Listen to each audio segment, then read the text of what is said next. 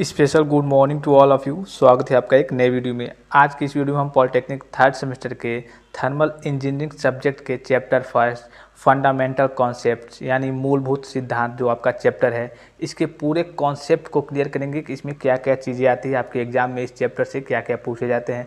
देखिए, जो कि ये पहला वीडियो आपका थर्मल इंजीनियरिंग के बारे में, तो आपको थर्मल इंजीनियरिंग के बारे में कुछ पता होना चाहिए कि थर्मल इंजीनियरिंग आखिर क्या होता है, इसमें क्या क्या चीज़ें हमें पढ़नी है।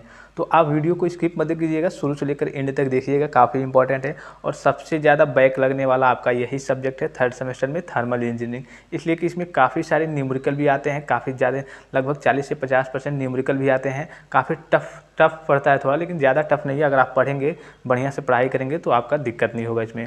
अब देखिए, थर्मल इंजीनियरिंग बेसिकली आपका जो ऊष्मागतिकी होता है, थर्मोडायनेमिक्स, उसी से लिया गया है, उसी से रिलेटेड इसमें ऊष्मा से रिलेटेड इसमें सारी चीज़ें पढ़नी होती है। जैसे आप थर्मोडायनेमिक्स पढ़े होंगे, ऊष्मागतिकी पढ़े होंगे, तो इसमें ऊष्मागतिकी इसमें भी वही बताया गया जो आप फर्स्ट सेमेस्टर में पढ़े होंगे। तो ऊष्मागतिकी के बारे में इसमें वही बताया गया है। फिर ऊष्मागतिकी के लॉ यानी ऊष्मागतिकी के नियमों के बारे में पढ़ना है, और उसके नियमों के आधार पर जितने मशीनें हैं, जैसे आपका मशीन अंतर्दहन, वायु संपीड़न, गैस टरबाइन, अदरवाइज काफ़ी सारे टॉपिक हैं। और कौन कौन सी मशीनें ऊष्मा पे कार्य करती हैं, कैसे कार्य करती हैं, काफ़ी सारी चीज़ें इसी टॉपिक पे हमें पढ़ना है, बस ऊष्मा से रिलेटेड और इसकी मशीनों से रिलेटेड।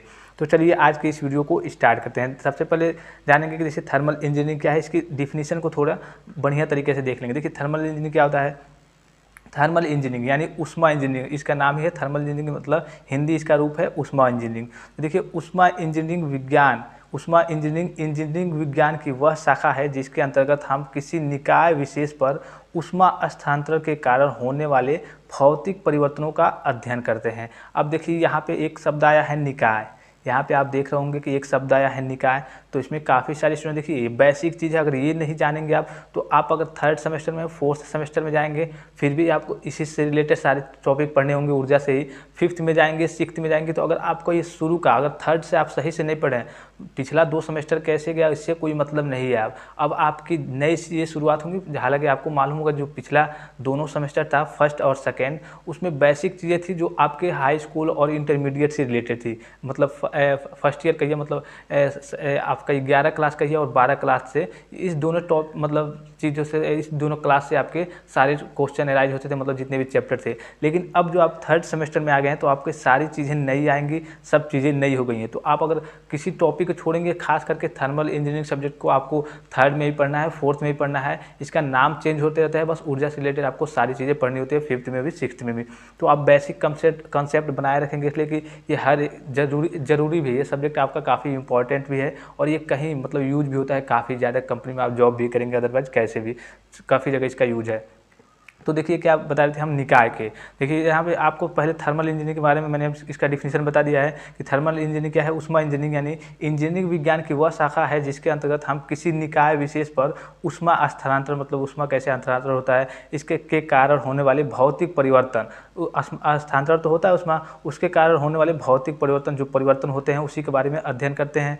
तो अब देखिए, यहाँ पे निकाय शब्द आ रहा है। चलिए निकाय को देख लेते हैं, निकाय क्या चीज़ होता है। तो देखिए, बेसिकली निकाय 3 प्रकार के होते हैं, खुला निकाय, बंद निकाय। यहाँ आप देख सकते हैं खुला निकाय, बंद निकाय, विलगित निकाय। अब देखिए, हम क्लियर करेंगे सब, आपको टॉपिक बाय टॉपिक, मतलब एक एक करके क्लियर करेंगे कैसे ये होता है और क्या क्या होता है। एग्जाम में आपसे 1 नंबर के कभी ये भी क्वेश्चन पूछ लेता है। अब देखिए, निकाय क्या होता है। जब हम किसी भी वस्तु को देखते हैं, कोई भी वस्तु, ब्रह्मांड की कोई भी वस्तु हो गई, जब हम किसी भी वस्तु को देखते हैं और ज़रूरत पड़ने पर हम उनकी अवस्था को दाब, ताप और आयतन के पदों के रूप में लिख सके, वही निकाय है। निकाय सीमाओं से घिरा रहता है और सीमा से बाहर के क्षेत्र को हम वातावरण कहते हैं। अब देखिए, काफ़ी स्टूडेंट को ये समझ में नहीं आ रहा होगा कि ये क्या कह रहा है। काफ़ी स्टूडेंट समझ गए होंगे, लेकिन काफ़ी स्टूडेंट समझ नहीं पाए होंगे। तो देखिए, बेसिकली निकाय एक होता क्या है। देखिए, मैं एक निकाय हूँ, ठीक है, मेरे आसपास की चीज़ें निकाय हैं। कैसे निकाय हैं, अगर हम उसका एनालिसिस कर सके, यानी अध्ययन कर सके, किसके बेसिस पर, उसके द्रव्यमान के बेसिस पर, उसके आयतन के बेसिस पर और उसके ताप के बेसिस पर, तो वो हमारे लिए क्या है, निकाय है। अगर मान लीजिए कि आप ऐसे सिंपल भाषा में समझिए, ब्रह्मांड की हर एक चीज़ मान लीजिए कि एक प्रकार की निकाय है। सिंपल भाषा में समझिए, मान लीजिए कि ब्रह्मांड में कोई भी चीज़ जिसका हम एनालिसिस यानी अध्ययन कर सकते हैं, ब्रह्मांड की कोई भी चीज़ जिसका हम एनालिसिस यानी अध्ययन कर सकते हैं,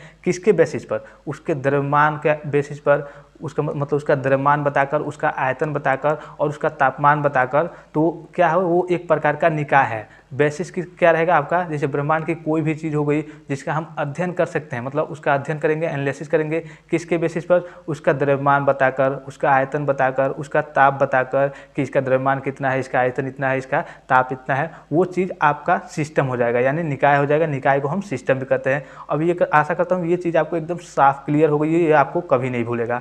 अब देखिए नीचे आते हैं परिवेश। निकाय तो आप समझ लिए, अब परिवेश के बारे में बात करेंगे, सराउंडिंग्स के बारे में। जो निकाय के आसपास की चीज़ें हैं वो सब उस निकाय के लिए क्या है, परिवेश यानी सराउंडिंग्स है। देखिए जो निकाय आपका होगा उसके आसपास की जितनी चीज़ें होंगी वो आपके लिए परिवेश मतलब यानी निकाय के लिए परिवेश कहलाएंगी, सराउंडिंग्स कहलाएंगी। ऐसे समझिए, ऊष्मा का स्थानांतरण एक निकाय से दूसरे निकाय में होता है। आपको मालूम है कि ऊष्मा का स्थानांतरण एक निकाय से दूसरे निकाय में होता है। ऊष्मा एक ऑब्जेक्ट से दूसरे ऑब्जेक्ट में जाती है। तो जो निकाय के आसपास की चीज़ें हैं, जो जितनी भी निकाय के आसपास की चीज़ें हैं वो सब उस निकाय के लिए परिवेश यानी सराउंडिंग्स यानी वातावरण कहलाती हैं। ये सब चीज़ें आपको क्लियर हो गई, बेसिक से आप समझते चलिए, नहीं तो आगे आपको दिक्कत होगी ये शब्द आएंगे तो। अब देखिए बात करते हैं निकाय के बारे में। जो निकाय था, खुला निकाय, बंद निकाय, विलगित निकाय। तो खुला निकाय क्या होता है, वह ऊष्मागतिकी निकाय जिसमें निकाय की परिसीमा से ऊर्जा तथा द्रव्यमान दोनों का स्थानांतरण हो सके, खुला ऊष्मागतिकी निकाय कहलाते हैं। अब देखिए काफ़ी सारे स्टूडेंट ऐसे सोचेंगे कि निकाय है तो थोड़ा सा मतलब उसका, जैसे कोई रूम है, दरवाज़ा खुला है तो खुला निकाय है, तो उसी तरह निकाय है वो खुला होगा तो खुला निकाय होगा। वो वैसे नहीं है। खुला निकाय का मतलब क्या है, वह ऊष्मागतिकी निकाय जिसमें निकाय की परिसीमा, जो निकाय की आपका कोई इस प्रकार का मान लीजिए कोई भी निकाय हो गया, निकाय की परिसीमा से ऊर्जा तथा द्रव्यमान, ये इंपॉर्टेंट है, ऊर्जा तथा द्रव्यमान दोनों का स्थानांतरण हो सके, मतलब दोनों आ जा सके। ये मान लीजिए कि ऊर्जा है और ये आपका द्रव्यमान है कोई, तो दोनों आर पार आ जा सके, दोनों का स्थानांतरण हो सके, तो उसे क्या कहते हैं, खुला ऊष्मागतिकी निकाय कहते हैं। ये आपको समझ में आ गया हो। देखिए यहाँ पे खुला निकाय लिखा है तो इससे कोई मतलब नहीं है, खुला ऊष्मागतिकी निकाय कहिए या फिर खुला निकाय कहिए। अब देखिए एक बार और समझ लीजिए, क्या कर रहे हैं, वह ऊष्मागतिकी निकाय जिसमें निकाय की परिसीमा से ऊर्जा तथा द्रव्यमान, यहाँ पे इस चीज़ को आप ध्यान में रखिएगा, वह ऊष्मागतिकी निकाय जिसमें निकाय की परिसीमा से ऊर्जा तथा द्रव्यमान दोनों का स्थानांतरण हो सके उसे खुला ऊष्मागतिकी निकाय कहते हैं। एग्जाम्पल के तौर पर समझिए, वायु संपीड़न, जैसे वाष्प टरबाइन हो गया, आपका गैस टरबाइन हो गया, वाष्प इंजन हो गया, ये सब क्या होते हैं, खुले निकाय होते हैं। चलिए अब अगले टॉपिक को देखते हैं, बंद निकाय, क्लोज सिस्टम। वह ऊष्मागतिकी निकाय जिसमें निकाय की परिसीमा से केवल ऊर्जा का स्थानांतरण हो सके, बंद उसका ऊष्मागतिकी निकाय कहलाता है। अभी आपने ऊपर देखा द्रव्यमान और ऊर्जा दोनों का स्थानांतरण हो रहा था, लेकिन बंद वाले में क्या होगा, वह ऊष्मागतिकी निकाय जिसमें केवल ऊर्जा का स्थानांतरण होगा, केवल क्या हुआ इसमें, ऊर्जा का स्थानांतरण होगा। अब देखिए इसको एग्जाम्पल के थ्रू क्या समझेंगे, एग्जाम्पल इसका क्या हो जाएगा, आपने पिस्टन भाग देखा होगा मशीनों में। चलिए पिस्टन नहीं समझ में आ रहा, प्रेशर कुकर तो आपने देखा ही होगा, हर इंसान मतलब हर लोग के घर में प्रेशर कुकर होगा। तो उसमें क्या होता है, केवल आप कुछ भी बनाते हैं तो केवल उसमें क्या होता है, ऊष्मा का स्थानांतरण होता है, उसमें द्रव्यमान का कोई स्थानांतरण नहीं होता है। तो ये क्या कहलाएगा, आपका एक प्रकार का बंद निकाय कहलाएगा। अब देखिए तीसरा क्या है, विलगित। विलगित यानी विलगित ऊष्मागतिकी निकाय। तो इसमें क्या होता है, देखिए वह ऊष्मागतिकी निकाय जिसमें निकाय की परिसीमा से न तो ऊर्जा का स्थानांतरण हो सके और न ही द्रव का स्थानांतरण यानी द्रव्यमान का स्थानांतरण हो सके, विलगित ऊष्मागतिकी निकाय कहलाता है। अब देखिए पहला था उसमें द्रव्यमान और ऊर्जा दोनों का स्थानांतरण हो सका, जो आपका खुला ऊष्मागतिकी निकाय था उसमें दोनों का स्थानांतरण हो रहा था, ऊर्जा और द्रव्यमान का। दूसरा था आपका बंद ऊष्मागतिकी निकाय, उसमें केवल ऊर्जा का स्थानांतरण हो रहा था। और तीसरा जो है आपका विलगित ऊष्मागतिकी निकाय, इसमें ना ऊर्जा का स्थानांतरण होता है और न ही द्रव्यमान का स्थानांतरण होता है। तो ये इस प्रकार का आपका निकाय क्या कहलाता है, विलगित ऊष्मागतिकी निकाय, आइसोलेटेड थर्मोडायनेमिक सिस्टम। तो ये सब चीज़ें आपको क्लियर हो गई होंगी। अब देखिए इसका जैसे विलगित निकाय है, विलगित ऊष्मागतिकी निकाय है, इसका एग्जाम्पल क्या होगा, तो इसका एग्जाम्पल थर्मल फ्लास्क हो जाएगा। ठीक है, इसका एग्जाम्पल एक थर्मल फ्लास्क हो जाएगा। अब देखिए चलते हैं आगे को, देखिए साम्यता था ऊष्मागतिकी के नियम, ये सबसे इम्पॉर्टेंट, ये जो आपका चीज़ है ऊष्मागतिकी के नियम, ये आपको 12th में, फिर पॉलिटेक्निक फर्स्ट सेमेस्टर में, फिर थर्ड सेमेस्टर में, फोर्थ सेमेस्टर में, मतलब ये हर जगह आपको मिलेगा और काफ़ी इंपॉर्टेंट। अगर आप थर्मल इंजीनियरिंग पढ़ रहे हैं, आप मैकेनिकल इंजीनियरिंग के स्टूडेंट हैं, तो ये टॉपिक ऊष्मागतिकी के नियम और ऊष्मागतिकी क्या होता है, ये आपके लिए काफ़ी इंपॉर्टेंट है। तो चलिए ये छोटी छोटी पहले बेसिक चीज़ें जान लेते हैं। साम्यता क्या होती है, देखिए साम्यता किन्हीं दो अवस्थाओं के बीच समानता को दर्शाती है। देखिए साम्यता जो आपका साम्यता जिसको कहते हैं वो किन्हीं दो अवस्थाएं, कोई भी दो अवस्थाएं हो गई जैसे, उसके बीच समानता को दर्शाती है। अब साम्यता के प्रकार देख लेते हैं। तो साम्यता कितने प्रकार के होते हैं? 4 प्रकार के होते हैं। तापीय साम्यता, यांत्रिक साम्यता, रासायनिक साम्यता और ऊष्मागतिकी साम्यता। अब देखिए इसका डिफिनीशन यहाँ पे दिया नहीं है, ठीक है, इसका डिफिनीशन यहाँ पे दिया नहीं है। मैं आपको बेसिकली ऐसे अपने तरीके से बता देता हूँ, जेन्युइन तरीके से, जो आप कभी नहीं भूलेंगे उस प्रकार से, ठीक है।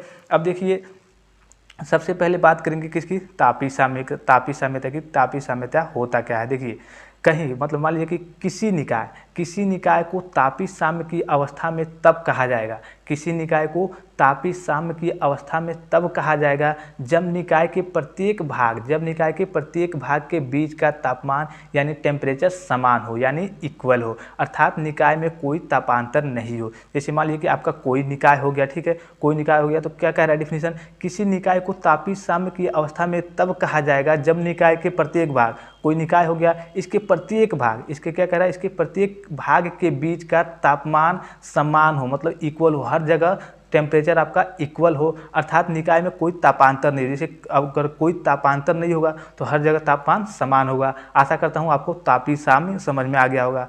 अब बात कर लेते हैं यांत्रिक साम्यता की। यांत्रिक साम्यता क्या होती है? यांत्रिक साम्य, किसी निकाय को यांत्रिक साम्य की अवस्था में तब कहा जाएगा, किसी निकाय को यांत्रिक साम्यता की अवस्था में तब कहा जाएगा जब निकाय के प्रत्येक भाग के बीच बल साम्य अवस्था में हो, यानी बल संतुलन में हो। यहाँ पे पहले में क्या था? बल जो आपका टेम्परेचर समान होगा, और यांत्रिक साम्यता में क्या होगा? किसी निकाय को यांत्रिक साम्य की अवस्था में तब कहा जाएगा जब निकाय के प्रत्येक भाग के बीच बल साम्य अवस्था में हो, यानी बल संतुलन में हो, अर्थात कोई असंतुलित बल उस पर कार्य न कर रहा हो। ये भी आपको समझ में आ गया होगा। अब बात करते हैं किसकी? तीसरा जो है आपका रासायनिक साम्यता। देखिए रासायनिक साम्यता क्या होती है? एकदम इजी प्रोसेस है, बस आपको समझना है, बस आप सुन के भी जान जाएंगे हाँ ये सब चीज़ें ये होती है। अगर आपने पीछे निकाय देख लिया है कि निकाय क्या होता है तो ये आपको समझ में आ जाएगा। अब देखिए रासायनिक साम्यता क्या होती है? जब किसी निकाय को रासायनिक साम्यता की अवस्था में किसी निकाय को रासायनिक साम्यता की अवस्था में तब कहा जाएगा, किसी निकाय को रासायनिक साम्यता की अवस्था में तब कहा जाएगा जब निकाय के अंदर कोई रासायनिक अभिक्रिया ना हो रही हो। अब सीधे शब्दों में समझिए रासायनिक साम्यता क्या होगा? जब किसी निकाय के अंदर कोई रासायनिक अभिक्रिया ना हो रही हो तो क्या कहेंगे? रासायनिक साम्यता कहेंगे। इजी है, काफ़ी इजी है, बस आप देख लेंगे, सुन लेंगे तो आपको याद हो जाएगा। और चौथा क्या है? ऊष्मागतिकी साम्यता। क्योंकि ऊष्मागतिकी आपका चैप्टर ही, मतलब समझिए कि ये पहला जो चैप्टर है आपका बेसिक है, मूलभूत, यहाँ पे लिखा भी है कि फंडामेंटल कॉन्सेप्ट यानी मूलभूत सिद्धांत। तो देखिए चौथा क्या है? ऊष्मागतिकी साम्यता। तो देखिए ऊष्मागतिकी साम्यता, किसी निकाय को ऊष्मागतिकी साम्यता की अवस्था में तब कहा जाएगा, किसी निकाय को ऊष्मागतिकी साम्यता की अवस्था में तब कहा जाएगा जब निकाय यांत्रिक एवं रासायनिक साम्यता में हो। क्या हो? जब निकाय आपका यांत्रिक साम्यता में होगी और रासायनिक साम्यता दोनों में होगी तो आपको क्या कहा जाएगा? उसको ऊष्मागतिकी साम्यता कहा जाएगा। ये सब सारे मतलब जो चारों चीज़ें हैं आपको क्लियर हो गई होंगी। चलिए आगे की ओर चलते हैं, आगे देख लेते हैं क्या चीज़ें हैं। अब देखिए यहाँ से आपका मेन टॉपिक जो आपके एग्जाम में उठते हैं प्रश्न, इससे उस टॉपिक पे आते हैं। इसी जो आपका ये पहला चैप्टर है फंडामेंटल कॉन्सेप्ट यानी मूलभूत सिद्धांत। ये सब चीज़ें आपकी जो थर्मल इंजीनियरिंग की बेसिक चीज़ें हैं, इसमें से क्वेश्चन एराइज होते हैं। जो भी एराइज होंगे वो थर्मोडायनेमिक्स में ऊष्मागतिकी और ऊष्मागतिकी के लॉ यानी ऊष्मागतिकी के नियम इसी से आपके एराइज होंगे। तो अब देखिए ऊष्मागतिकी, ये इसका डिफिनीशन तो पूछेगा नहीं, लेकिन फिलहाल आप जान लीजिए, विज्ञान की वह शाखा जिसमें भौतिक तथा रासायनिक प्रक्रिया में होने वाले ऊर्जा परिवर्तन का अध्ययन किया जाता है ऊष्मागतिकी कहलाता है। क्या कहलाता है? विज्ञान की वह शाखा जिसमें भौतिक तथा रासायनिक प्रक्रियाओं में होने वाले ऊर्जा परिवर्तन का अध्ययन किया जाता है ऊष्मागतिकी कहलाता है। आप देखिए इससे ज़्यादा आपको मतलब नहीं है, लेकिन फिर भी आप ऊष्मागतिकी का डिफिनीशन याद रखेंगे थर्मोडायनेमिक्स का। इसका डिफिनीशन कई प्रकार के हैं, आप किसी भी प्रकार से याद कर सकते हैं। काफ़ी सारे, जिसमें इसमें ऊष्मागतिकी का परिवर्तन होता है, इसमें से इसमें होता है, काफ़ी सारी चीज़ें, तो उससे कोई मतलब नहीं है, आप बस जेन्युइन ऐसे याद रखेंगे। अब बात करते हैं इसके इंपॉर्टेंट टॉपिक की, तो ऊष्मागतिकी का नियम। ऊष्मागतिकी के नियम की हम बात करें, देखिए ऊष्मागतिकी के 3 नियम हैं, उसके बाद से एक चौथा नियम जो जिसको शून्यवान नियम कहते हैं, उसको पहले बताया जाएगा, वो इंपॉर्टेंट है। ऊष्मागतिकी का जो शून्यवान नियम है मतलब वो काफ़ी इंपॉर्टेंट है। अब देखिए ऊष्मागतिकी का शून्य नियम क्या करता है, यदि दो निकाय किसी तीसरे निकाय, यहाँ पर देखिए यदि दो निकाय किसी तीसरे निकाय के साथ पृथक पृथक यानी अलग अलग तापीय साम्य में हैं तो वे आपस में भी तापीय साम्य में होंगे। तापीय साम्य मतलब तापमान में समान होंगे। यहाँ पे देखिए, चलिए फिगर के माध्यम से हम देखते हैं। फिगर के माध्यम से देखिए यहाँ पे क्या कर रहा है, यदि यहाँ पे देखिए थोड़ा सा और नीचे कर लें इसको, तभी समझ में आएगा। देखिए यदि दो निकाय क्या कर रहा है, यदि दो निकाय, तो समझिए ये आपका ए निकाय हो गया, ये बी निकाय हो गया। तो यदि दो निकाय किसी तीसरे निकाय से पृथक पृथक, यदि दो निकाय किसी तीसरे निकाय से पृथक पृथक, ये तीसरा आपका निकाय हो गया। अब क्या कह रहा है, यदि दो निकाय किसी तीसरे निकाय से पृथक पृथक मतलब अलग अलग, ये दोनों अलग हैं, ठीक है, इसका इधर है, इसका इधर है। यहाँ पे देखा भी है रुद्धोष्म दीवार,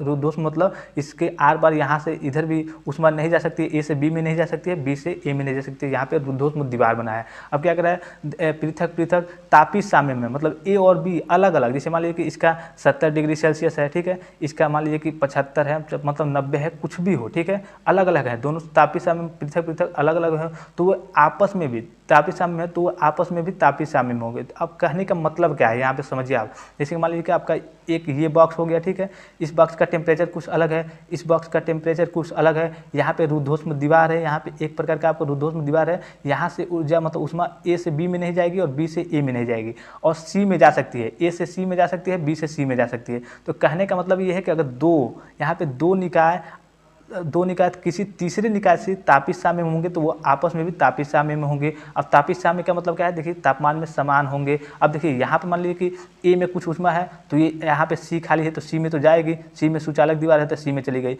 बी में कुछ ऊष्मा है तो वो भी सी में जाएगी। तो ये आपस में क्या हो जाएंगे, एकदम समान हो जाएंगे। जब ऊष्मा इसमें स्थानांतरण होगा इधर से इधर, ए से सी में, बी से सी में, तो क्या हो जाएगी, ये आपस में भी इसका ऊष्मा बाद में आपस में भी सब इक्वल हो जाएगा। मतलब आपस में तीनों क्या हो जाएंगे, तापीय साम्य में हो जाएंगे। यही कहने का मतलब है, यदि दो निकाय किसी तीसरे निकाय से अलग अलग पृथक पृथक तापीय साम्य में है तो वो आपस में भी तापीय समान में होंगे, मतलब तापमान में समान होंगे। अब बढ़ते हैं इसके जो पहला नियम है, प्रथम नियम, ये तो शून्यवां नियम हो गया। अब प्रथम नियम देख लेते हैं, प्रथम नियम क्या है। अब जो आपका प्रथम नियम है ऊष्मागतिकी का प्रथम नियम, उससे क्या कहते हैं, ऊर्जा के संरक्षण का नियम, यानी लॉ ऑफ एनर्जी कन्वर्जेशन। अब देखिए इसका क्या होता है, ऊर्जा को न ही बनाया जा सकता है और न ही नष्ट किया जा सकता है, उसे बस एक तरह की ऊर्जा से दूसरे तरह की ऊर्जा में परिवर्तित किया जा सकता है। जैसे आपको एग्जाम्पल के थ्रू बेसिक सा एग्जाम्पल समझिए, आपने इंजन देखा होगा, कोयला देखा होगा, तो इंजन को क्या करते हैं, इंजन में जैसे रासायनिक ऊर्जा होती है, डीजल से हम इसको चालू करते हैं, ठीक है। तो जब हम डीजल को जैसे मान लीजिए हम मशीन को चालू करेंगे जैसे ही, तो मशीन तो अपनी चलेगी, तो उसमें ऊर्जा का खपत होगा। तो ऊर्जा को क्या कर रहा है, जो आपकी रासायनिक ऊर्जा है डीजल, उसको क्या करेगा, वो आपकी जो एक प्रकार की और ऊर्जा है उसमें आपका दूसरी ऊर्जा में उसको परिवर्तित, यानी कहने का मतलब ये है कि आपकी जो रासायनिक ऊर्जा है वहाँ पे डीजल को आप जैसे डीजल जैसे मशीन में डालेंगे, आपको स्टार्ट करेंगे मशीन को, तो आपकी जो रासायनिक ऊर्जा है वो क्या करेगा, उसको ऊष्मीय ऊर्जा में बदल देगा, ऊष्मीय ऊर्जा में परिवर्तित कर देगा। यानी ऊर्जा आपकी वो नष्ट नहीं होगी, वो एक प्रकार की ऊर्जा रहेगी, जो आपकी रासायनिक ऊर्जा थी वो ऊष्मीय ऊर्जा में परिवर्तित हो जाएगी। तो यानी वही कहने का मतलब कि ऊर्जा को कभी नष्ट नहीं किया जा सकता और न ही बनाया जा सकता है, ठीक है, उसका बस स्थानांतरण किया जा सकता है, मतलब एक प्रकार की ऊर्जा से दूसरे प्रकार की ऊर्जा में परिवर्तित किया जा सकता है। अब यहाँ पे इसका फॉर्मूला भी होता है, देखिए Q = डेल्टा U + W। अब यहाँ पे Q क्या है, Q यहाँ पे आपकी ऊष्मा है, देखिए Q यहाँ पे आपका हीट है, ऊष्मा है, और डेल्टा U आपकी आंतरिक ऊर्जा है, और W क्या है, आपका वर्क है यानी कार्य है। अब बढ़ते हैं देखिए नेक्स्ट टॉपिक की ओर, ऊष्मागतिकी का जो द्वितीय नियम है। अब देखिए जो ऊष्मागतिकी का द्वितीय नियम है, इसमें दो कथन है, दो वैज्ञानिक ने अलग अलग कथन दिया है, दो कथन है, दोनों कथन जान लेते हैं। पहला केल्विन प्लैंक का नियम कथन है, दूसरा क्लाउसियस का नियम है, क्लाउसियस का कथन है। अब देखिए केल्विन प्लैंक के कथन के अनुसार, केल्विन प्लैंक का कथन क्या है, देखिए कि साइक्लिंग प्रोसेस में ऐसा इंजन बनाना असंभव है जो ऊष्मा को पूरा कार्य में बदल सके। इनके कहने का मतलब है कि साइक्लिंग प्रोसेस मतलब साइक्लिंग प्रक्रिया में ऐसा इंजन बनाना इम्पॉसिबल है, असंभव है, जो ऊष्मा को मतलब हीट को पूरा कार्य में बदल सके। जैसे इंजन, यहाँ पे देखिए एग्जाम्पल के थ्रू इंजन बेसिक से जानकारी, जैसे आप अभी हमने पीछे बताया कि आप जो आपका पंपिंग सेट होता है, मतलब मशीन होता है, उसमें अगर आप डीजल से स्टार्ट करेंगे तो आपकी उसमें जो आपका रासायनिक ऊर्जा होता है उसको तो वो आपको ऊष्मीय ऊर्जा में बदल देता है, लेकिन कुछ ऊष्मा क्या होती है, जो कुछ ऊष्मा होती है जैसे आपका धुआं निकलता है, पंपिंग सेट से धुआं निकलेगा, वो कुछ ऊष्मा को क्या करेगा, वो मतलब खराब कर देता है। मतलब यही कहने का मतलब है कि साइक्लिंग प्रोसेस में ऐसा इंजन बनाना असंभव है जो ऊष्मा को पूरा कार्य में बदल सके। मतलब वो पूरा कार्य में नहीं बदल पाता है। आपका डीजल से जैसे ही आप स्टार्ट करेंगे तो उसमें से कुछ धुआं भी निकलता है जो ऊर्जा को बर्बाद करता है, मतलब पूरा कार्य में नहीं बदल सकता है, बदलता है। और कुछ जैसे और जितने और होते हैं, जितने भी रासायनिक उसमें ऊर्जा होंगे, जितने रासायनिक ऊर्जा होंगे वो क्या करेंगे, और तो कार्य करेंगे, और तो मान लीजिए कि उसको उसमें ऊर्जा में बदल देगा, लेकिन कुछ धुआं के थ्रू, आपका स्मोक के थ्रू निकल जाता है। तो यही कहने का मतलब है साइक्लिंग प्रोसेस में ऐसा इंजन बनाना असंभव है जो ऊष्मा को पूरा कार्य में बदल सके, मतलब टोटली उसको वर्क में नहीं बदल सकता है। ठीक है, अब देखिए आगे क्या है, नेक्स्ट क्या है, इसका दूसरा कथन क्या है, क्लाउसियस का नियम। क्लाउसियस के कथन के अनुसार ऊष्मा सदैव गर्म से ठंडी बॉडी की ओर बिना किसी बाहरी सहायता से बहती है। देखिए ऊष्मा, जैसे मान लीजिए कि आपका कोई बॉडी हो गया यहाँ पे, ठीक है, इसमें ऊष्मा है, इधर गर्म है और इधर ठंडा है, तो जाहिर सी बात ये क्या करेगी, गर्म से, इधर गर्म है तो गर्म से ठंडे की ओर जाएगी। ठीक है, गर्म से ठंडे की ओर, ठंडे की ओर से गर्म की ओर तो आएगी नहीं, गर्म से ठंडे की ओर आएगी, मतलब बिना किसी बाहरी सहायता के। यहाँ पे आप कोई सहायता नहीं करिए। आपका मान लीजिए कि आप इसको गर्म करके रख देते, इसमें कोई अगर आप कार्य नहीं करेंगे फिर भी ये क्या करेगी, गर्म से ठंडे की ओर आराम से चली जाएगी। लेकिन दूसरा क्या कर रहा है यहाँ पे, यही देखिए, किंतु ठंडी बॉडी से गर्म बॉडी की ओर बिना किसी बाहरी सहायता के नहीं बह सकती। अब यहाँ पे मैंने बताया कि आपका गर्म है ये और ये ठंडा है, ये आपका गर्म प्रोसेस है और ये खाली वाला ठंडा है। तो गर्म से तो ठंडा की ओर जा सकती है, लेकिन ठंडा से गर्म की ओर बिना किसी बाहरी सहायता के, जब तक हम कोई बाहरी सहायता न लगाएं तो इसके बिना ये ठंडे से गर्म की ओर नहीं जा सकती। इनके कहने का मतलब यही है। अब बढ़ते हैं देखिए नेक्स्ट टॉपिक की ओर। नेक्स्ट टॉपिक क्या है आपका, इसमें इसके जितने न्यूमेरिकल हैं वो भी आपको प्रोवाइड किए जाएंगे, करा दिए जाएंगे धीरे धीरे। सारी क्लासेस के मतलब टॉप रैंक के वीडियो निकलेंगे, ये नहीं कि फालतू की वीडियो रहेंगे। जो भी वीडियो आपके रहेंगे एग्जाम के पॉइंट ऑफ व्यू से जो इंपॉर्टेंट क्वेश्चन होंगे उस टाइप के आपके वीडियो निकलेंगे। अब देखिए ऊष्मागतिकी का जो तृतीय नियम है इसे क्या कहते हैं, लॉ ऑफ एंट्रोपी भी कहते हैं। तो देखिए वीडियो काफ़ी लंबा हो जा रहा है, तो इसी में एक स्पेशल वीडियो में जो आपका थर्मोडायनेमिक्स मतलब ऊष्मागतिकी के लॉ हैं, जितने भी नियम है, तीनों नियम और 109वां नियम, तीनों का मैं एक स्पेशल वीडियो आपके लिए प्रोवाइड करा दूंगा। उससे आपको काफ़ी आसानी होगी, इसलिए कि जे आप थर्ड सेमेस्टर में हैं या फिर फर्स्ट सेमेस्टर में हैं या फिर 12th क्लास में हैं तो सारे लोग इस वीडियो को देख सकते हैं। तो इसलिए मैं एक ऊष्मागतिकी का तृतीय नियम होगा, तृतीय नियम नहीं जो मतलब इसके 0वां नियम से लेकर के प्रथम द्वितीय तृतीय जितने भी नियम हैं ये आपको मैं एक स्पेशल वीडियो में प्रोवाइड करा दूंगा। फिलहाल आज के लिए इतना ही, मिलते हैं अब नेक्स्ट वीडियो में।